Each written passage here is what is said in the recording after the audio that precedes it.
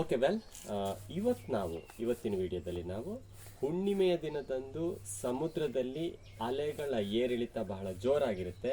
ಇದು ಯಾಕೆ ಅನ್ನೋದನ್ನ ಇವತ್ತು ತಿಳ್ಕೊಂಡು ಬರೋಣ. ಇದಕ್ಕೆ ಮುಖ್ಯವಾದ ಕಾರಣ ಗ್ರಾವಿಟೇಷನ್, ಅಂದರೆ ಗುರುತ್ವಾಕರ್ಷಣ ಶಕ್ತಿ. ನಾವು ಆಕಾಶಕಾಯಗಳನ್ನು ಗಮನಿಸಿದಾಗ, ನಾವು ಆಕಾಶದಲ್ಲಿರೋದು ಸೌರವ್ಯೂಹದಲ್ಲಿ ಆಕಾಶಕಾಯಗಳನ್ನು ಗಮನಿಸಿದಾಗ ಭೂಮಿಗೆ ಅತ್ಯಂತ ಹತ್ತಿರದಲ್ಲಿರುವಂತಹ ಆಕಾಶಕಾಯ ಉಪಗ್ರಹ ಅಂದರೆ ಅದು ಚಂದ್ರ. ಈ ಚಂದ್ರನ ಗುರುತ್ವಾಕರ್ಷಣ ಶಕ್ತಿ ಸಮುದ್ರದ ನೀರನ್ನು ತನ್ನ ಕಡೆಗೆ ಸೆಳೆಯುತ್ತದೆ. ಈ ಕಾರಣದಿಂದಲೇ ಹುಣ್ಣಿಮೆಯ ದಿನದಂದು ಅಲೆಗಳ ಏರಿಳಿತ ಹೆಚ್ಚು ಎತ್ತರದಲ್ಲಿರುತ್ತದೆ. ಇದನ್ನೇ ಹೈ ಟೈಡ್ ಎಂದು ಕರೆಯುತ್ತೇವೆ. ಹುಣ್ಣಿಮೆಯ ದಿನದಂದು ಚಂದ್ರ ಭೂಮಿಗೆ ವಿರುದ್ಧ ದಿಕ್ಕಿನಲ್ಲಿದ್ದು ಸೂರ್ಯ ಮತ್ತು ಭೂಮಿ ಒಂದೇ ದಿಕ್ಕಿನಲ್ಲಿ ಇರುತ್ತದೆ. ಸೂರ್ಯನ ಸೆಳೆತವು ಚಂದ್ರನ ಸೆಳೆತವು ಸೇರಿ ಇವು ನೀರನ್ನು ಇನ್ನಷ್ಟು ಎಳೆಯುತ್ತದೆ.